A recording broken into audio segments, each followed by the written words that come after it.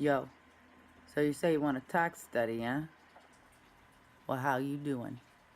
I'm Jessica. Hi, everybody. Just Jessica here. So, when I worked in very early preclinical development, I had no idea how the GLP toxin safety story went. I did not understand that world at all. So, I tormented a few colleagues in different departments asking for random quotes along the way. And I'd always ask for, my sponsor needs a tox study, a tox study. They would always say, Jessica, there's no such thing as just a tox study. I would say, yeah, but they just want a ballpark estimate. And they still had the same answer. There's no such thing as just a tox study. We need to talk, get a few more details, find out some additional information.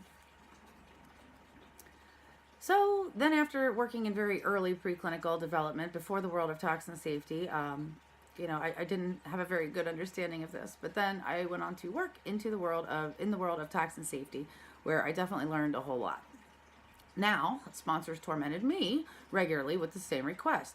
I need an estimate for a tox study. Then I would tell them there's no such thing.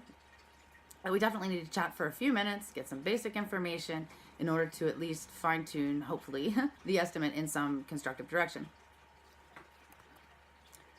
Hopefully, when you tell them this, they agree to such a discussion. Hopefully, they either already know this IND path, the whole toxin safety story, and they're going to teach you a thing or two. Or hopefully they are smart enough then to at least know what they don't know and willing to talk with you and play along and further the discussion. Either way, you need to get more information other than just the need for a general tox study, or your quote that you give them is essentially just going to be crap.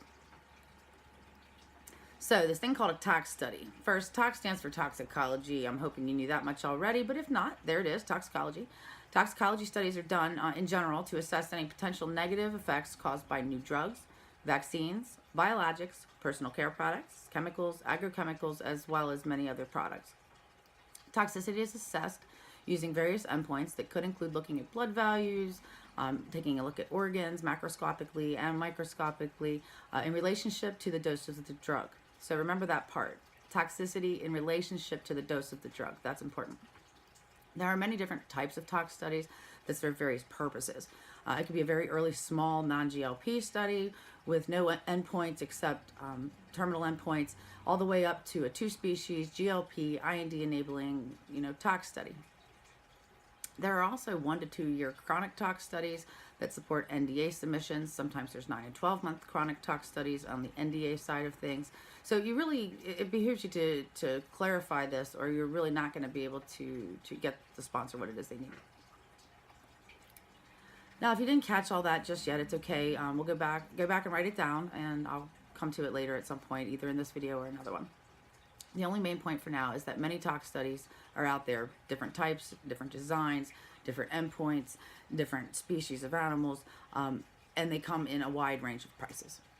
So that rather than worrying just yet about what you need to know, let's focus on the questions that you should be asking as a salesperson, as a forward-facing person, customer service person, whatever your role is. If you're interacting with clients in a pre-sale part of the phase of operation, then you need to be tuned into the types of questions you need to be asking and the types of information you need to be collecting from people. And honestly, if you do this right when you're new, it shouldn't be terribly intimidating, because you need to know what questions to ask. You don't need to have all the answers. So you want to uncover as much information as possible, and you also want to show that by doing so, you're going to add value to their situation, and hopefully you're dragging information out of them that they weren't even thinking to share with you. So you're going to build a value proposition by doing this alone. First, you want to know, is this a tox study that will support an IND submission or an NDA submission? To review, IND is investigational new drug, and an NDA is a new drug application. IND has to happen before there can be any human clinical studies. What type of compound is it? You got to know what type of compound it is, because a small molecule drug is treated much differently than a vaccine by the FDA, and then you have lots of other test article types in between. What is the indication for this drug? It could be anything from an acute drug that you're going to use, say, in an emergency department setting, maybe 1 or 2 times. They're not going to have it in their system after that.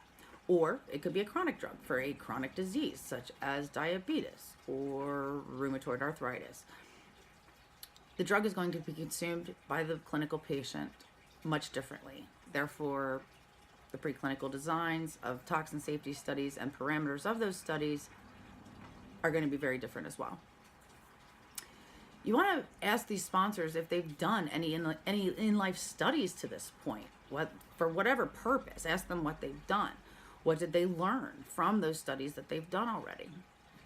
Do they have a bioanalytical method developed already? This is important. They're going to need this sooner than later. Do they have any PK data that if they do have a bioanalytical method, have they used it to get any pharmacokinetic information, which basically shows the drug in the blood and what it's doing via graphs, peaks and valleys? Let's make the assumption for now that we're talking about an IND-enabling tox study for a small molecule, which, as I mentioned in my previous video, is only one part of the IND package. For an IND and a small molecule, there's what I call the trilogy, especially for small molecules. Toxicology, number 1. Number 2, safety pharmacology. And number 3, genetic toxicology. For now, we're just talking about the toxicology. So back to the GLP, IND-enabling toxicology study for a small molecule. The FDA says 1 rodent and 1 non-rodent species. For a small molecule drug, this will normally be a murine and a canine model. In addition to the previous questions, you need to know what the clinical phase 1-2 plan looks like. The intention is that the data from the IND tox study is going to support your clinical studies of similar dose and similar duration. The clinical studies cannot be greater doses or for longer duration than are tested and given in the preclinical studies. The preclinical studies are there for the purpose of establishing toxicity and safety parameters as you go into the clinic to make sure we're not killing people. The sponsor has to have some idea of the clinical plan to actually really design and quote these tox studies with any level of accuracy. If someone is really early on in the process and they're writing the budget for the year and they're planning out, and maybe they don't have all of the information you'd like to get from them, but they're going to have a lot of it.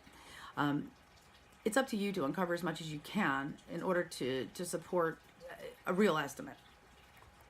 As a salesperson, you don't want to give someone an early budgetary number that ends up doubling on them later when they're ready to actually plan out and start the study. I'm a fan of preventing, uncovering, and addressing all these objections up front, asking all the right questions, and knowing everything you can possibly going into even getting around to closing the deal, starting the program. If you're effectively able to manage all these objections up front, make sure people have reasonable estimates, they know what they're looking at, when you get around time to closing, it'll be sort of a natural thing that happens without a whole lot of barriers at the last minute. If you're a new sales rep in the industry, or if you're considering getting into the industry, please feel free to reach out to me for a discussion. You can email me to schedule a call. I would be happy to talk with you. My email address is Jessica, Jessica, at Jessica-Humphreys, HUMPHREYS.com. Sales managers and team leaders, hit me up. I'd be happy to chat with you as well. Thanks for watching. If you like what I have to say, please consider subscribing to my YouTube channel. I'm working towards the first 1,000 subscribers as I speak to you now. Please also like, share, and embed any of these videos that you believe could be helpful to whatever it is you're up to. Thanks again for watching. Just Jessica.